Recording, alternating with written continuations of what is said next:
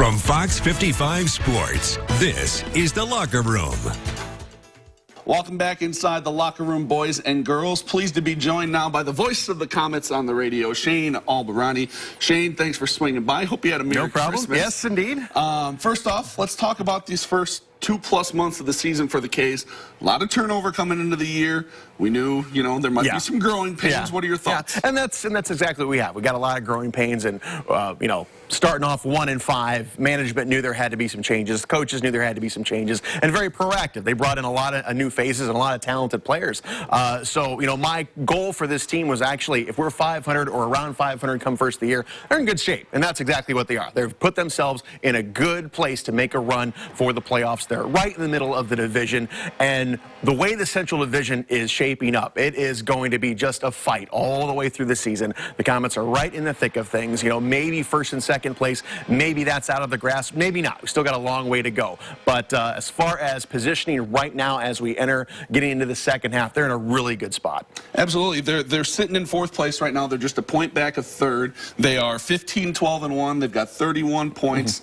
13 points back of first. It seems like anything is really possible at this point. Oh, absolutely. You got a lot of head-to-head games in this division, especially with Cincinnati. We've already played them a lot. We're going to play them a lot more in the second half, so certainly not out of the realm catching those guys. We've got a game with Toledo this Sunday. We'll play them again in January, and then we don't see them again until March. But a lot of points are going to be within this division. The Central Division right now is just beating up on each other. They have all season. And that's kind of nice because, a lot of these games are 4-point games because you're playing teams within your division. So there'll be a lot of chances to make up ground. And you referenced it earlier, there were a lot of changes after that little bit of a rough start. There's been a lot of changes, period, so far this year. I think I get a new email just about every other day, guys coming in and going out. But how have you seen the roster kind of gel with all of these changes that have happened? Well, what I find interesting is that the guys we're bringing in, obviously not been with the Comet organization, but they know a lot of those guys who are on the ice in Comet uniforms. They've either played together in previous years, some of them grew up together. So it's really kind of amazing when you learn about the background stories of how these guys know each other. So the getting to know each part, it's been great because these guys already know each other. So they're already, the gel time on the ice is just cut in half, really. One of the big transactions, from last week was Brady Shaw. They got him from the Orlando Solar Bears. A big acquisition for them, a big goal scorer for them. Obviously, a little early still to tell, but how do you think he impacts this team? Well, when you're able to pick up a team's leading scorer in December, that's a huge plus. But no, Brady Shaw's another guy who knows a lot of these guys on this team. We played him last year. He was in Colorado, the team that beat the Comets in the conference final, so very well. They know what he can do, and Shaw is going to be a nice complement with Justin Hodgman. And that's someone that is one thing that I think that Coach Gary Graham and General Manager David Franke really wanted to go out and get somebody to complement who could skate with Hodgman. Speaking of Hodgie, we've seen him healthy this year. Yes. That's been huge for this team. What does he provide to this team when he's healthy the way he has this year? Well, in Justin Hodgman, he's got NHL talent. He's been up in the NHL, so he knows what he can do. The Commodores organization knows what he can do, and the entire ECHL knows what he can do. So, right now he's in the top, 3 or 4 in scoring, and he's a guy that if he stays healthy, that is the big question. He could wind up being the MVP of this league.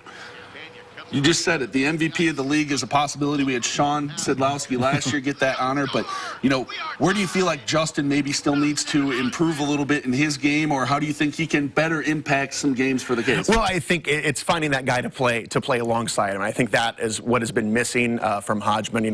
He's got a tendency to kind of try and be the hero and do a lot of individual play, which a lot of guys were doing. When you start 1-5, a lot of guys, it's just human nature. Guys are going to try a little bit harder. But getting Hodgman to kind of get a guy next to him that he can depend on.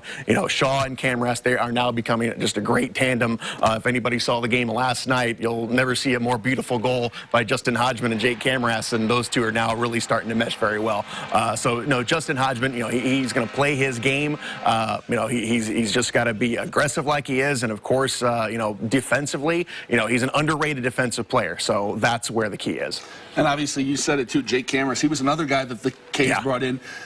Where have you seen him kind of impact this team since his acquisition? Well, you gave up a veteran in Garrett Ross to get a rookie. That's something that doesn't happen all the time. And I think the Comets have got the better end of the deal on that. And Jake Camras, he is just a nice guy, too. He came in, with his eyes wide open and was ready to play, and he was ready to get to work. So, no, he has been a terrific acquisition. And another guy, he's, top 7, I believe, in scoring among rookies. So here's a guy who's going to be in the conversation for Rookie of the Year. Speaking of more acquisitions, it feels like we've talked about that a lot. But, Sean Sidlowski decides to go to Europe last year. So does Mason Baptista and a handful of other guys. 2 of those guys, Mason and Sean Sidlowski, are back. How important was it to get a couple of guys that are familiar with the Comets organization and the Comet way that Gary Graham always talks about back? Yeah, that was huge. And, getting Sean Sidlowski back, getting the MVP and scoring champ back to their lineup certainly isn't a bad thing. And then Mason Baptista, who had a career year, 50 points last year. And you're right. And those guys, they've got some unfinished business, and they know that. They know they probably should have gotten it done last year, at least getting to the finals. So those guys coming back with a little chip on their shoulder, and they're going to bring that edge to that locker room and get these guys motivated.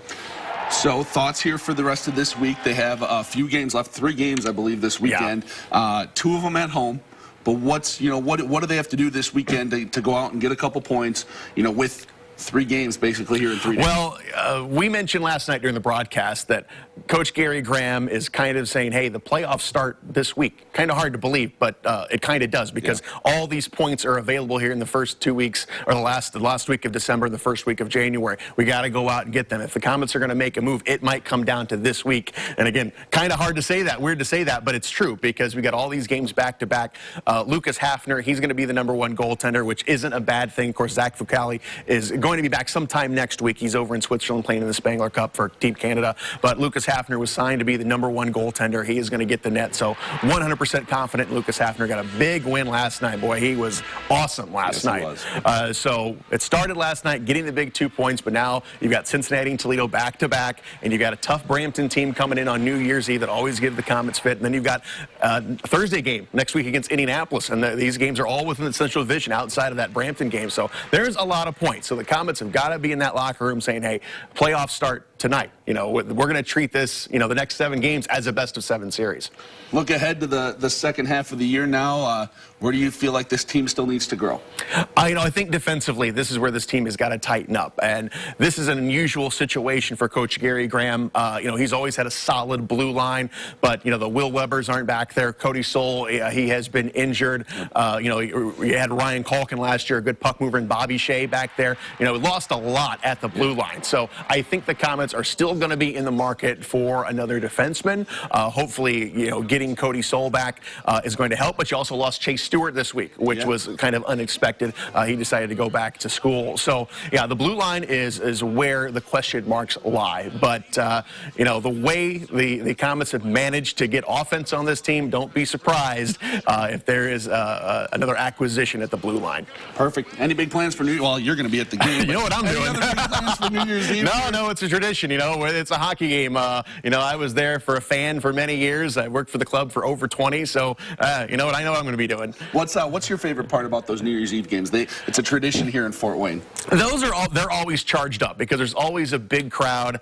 And, last year we played Toledo at home, packed house, 10,000 plus, and you're playing your rival. So that was just a great game. You come out, you get a big win, and then the party can begin. Yep. So, you don't want to lose that night because, you know what, that's just going to put a damper on the whole rest of the night, So it's always a special game on New Year's Eve, and it's one of those games that a lot of fans look forward to. Perfect. Well, you can hear Shane on the call on WOWO on 107.5 and AM 1190 the next 3 days, actually. So thanks so much for stopping by, Shane. We appreciate it. That's going to do it for this part of the locker room. We'll be back with more after the break.